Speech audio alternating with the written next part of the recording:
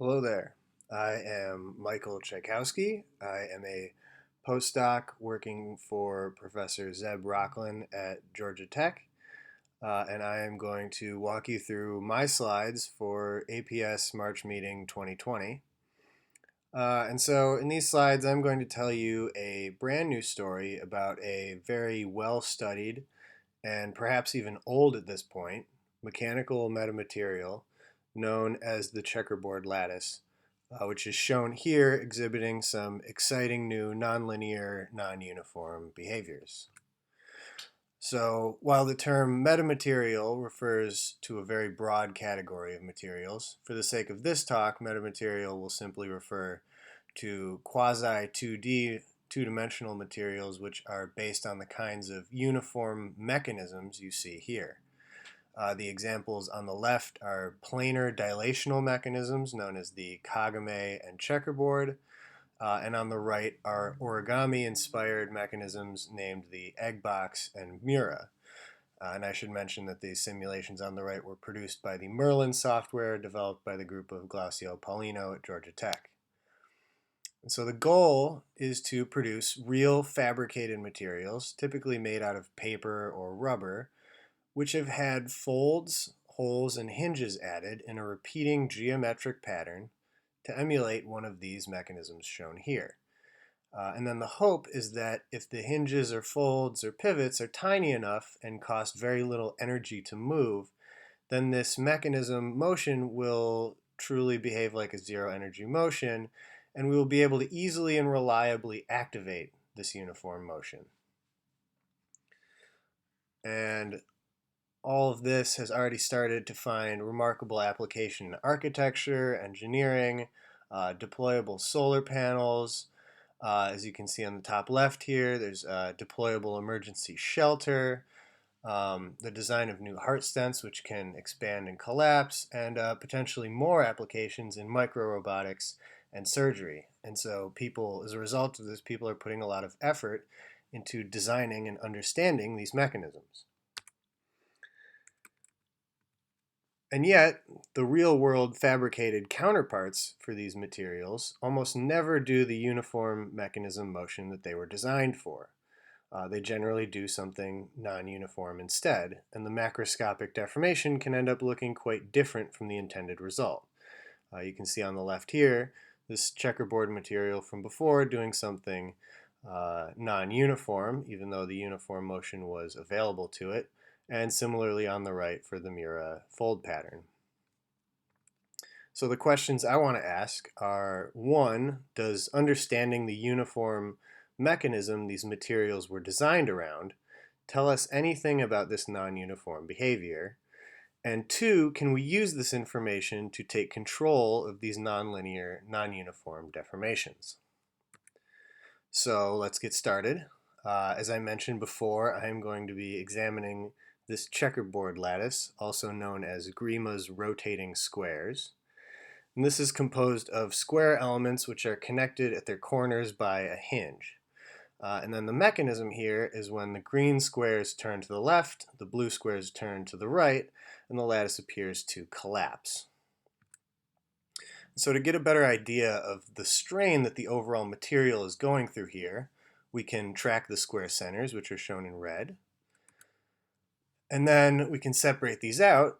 And when I say that the lattice collapses isotropically, I mean that if I just focus on the square centers and ignore the fine details of the motion, then these points will simply have their distance reduced isotropically, but with angles preserved. And so you can see the right-hand side here really looks like the points of a continuum material undergoing a uniform dilation. And so on the global scale, it seems that the allowed deformations here can be dilation. And since we are rotationally invariant, we can also have rotation, but we won't have any shear.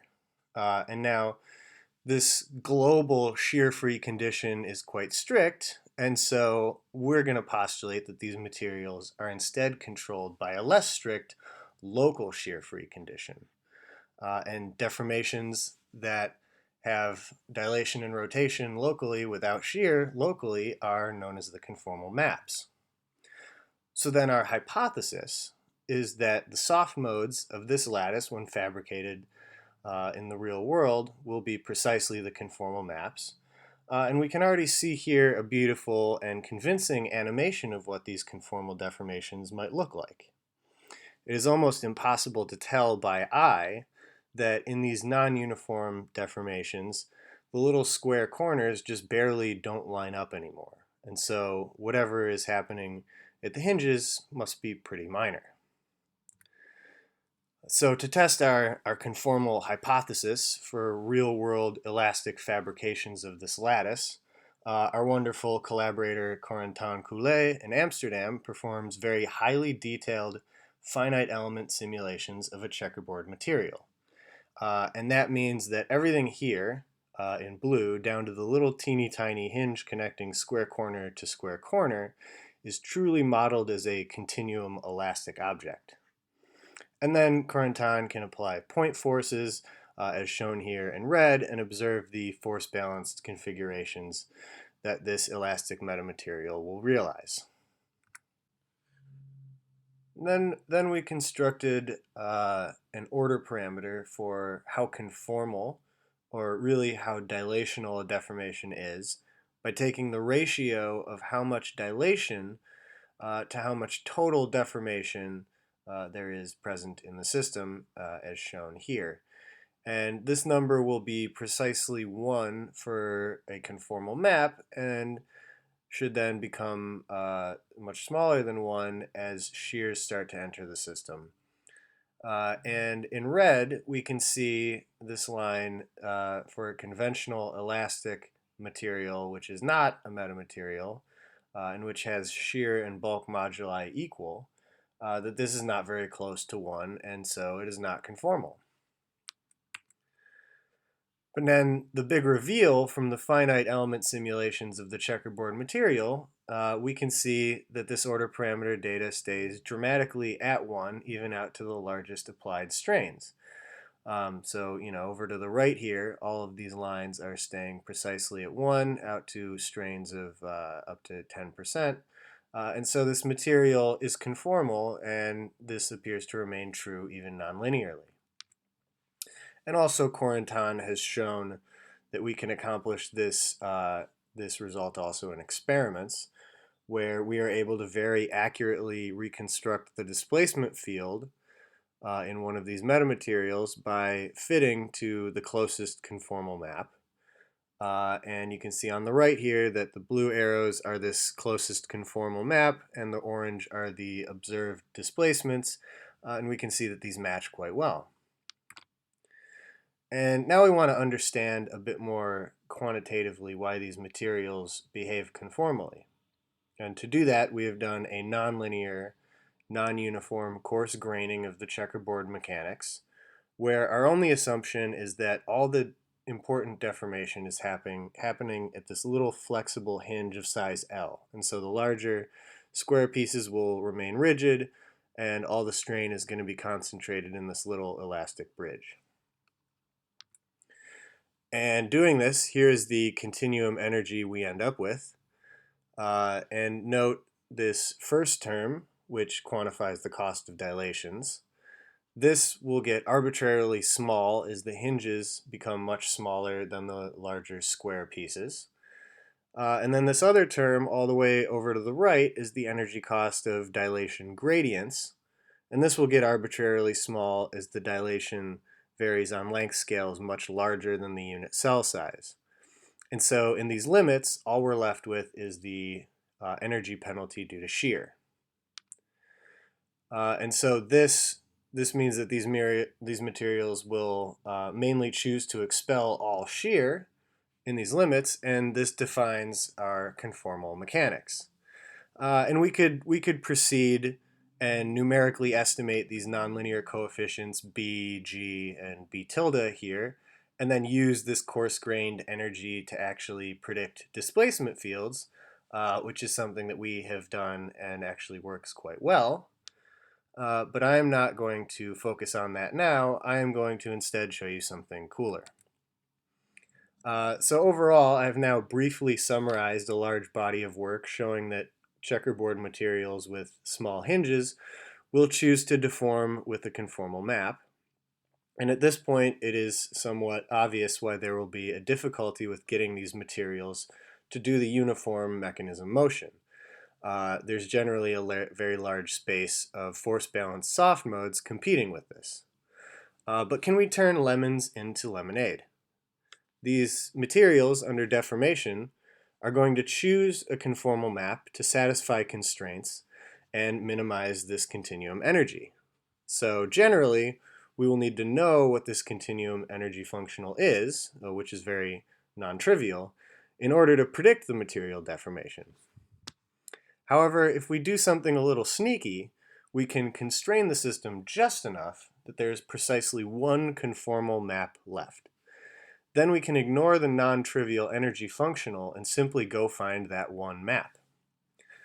This is accomplished using this boundary method depicted schematically here, where due to properties of conformal maps, simply knowing the amount of dilation all along a closed boundary of the material will leave only one possible conformal map for the interior of the system to realize.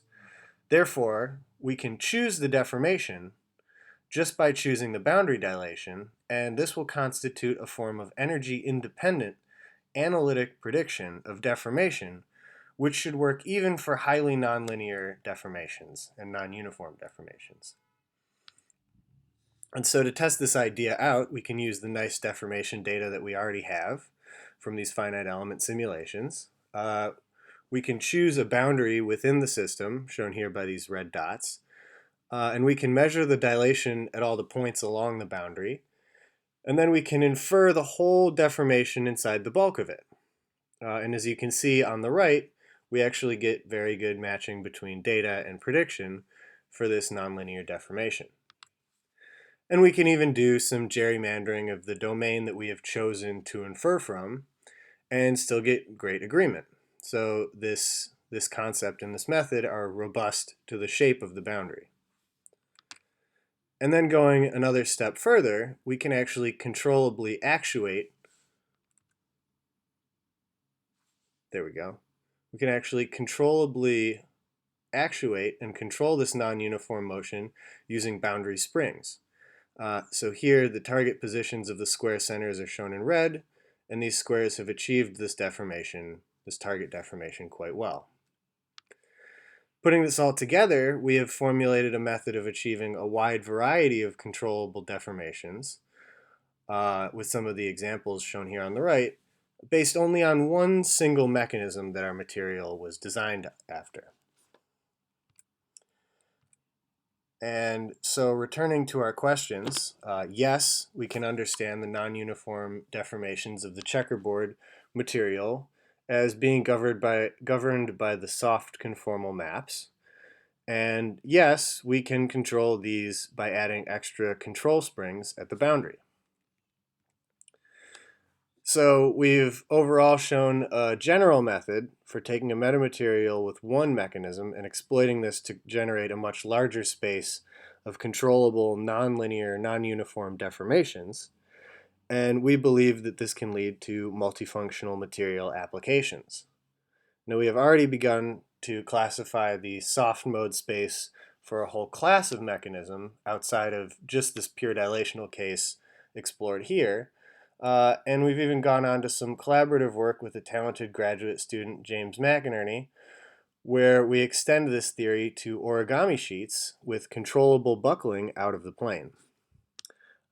With that, I would like to thank everybody. I want to thank my excellent collaborators, Zeb Rocklin at Georgia Tech, Professor Martin van Hecke in Leiden, and Corentin Coulais in Amsterdam, as well as a lot of helpful people that have worked with us at Georgia Tech. And thank you.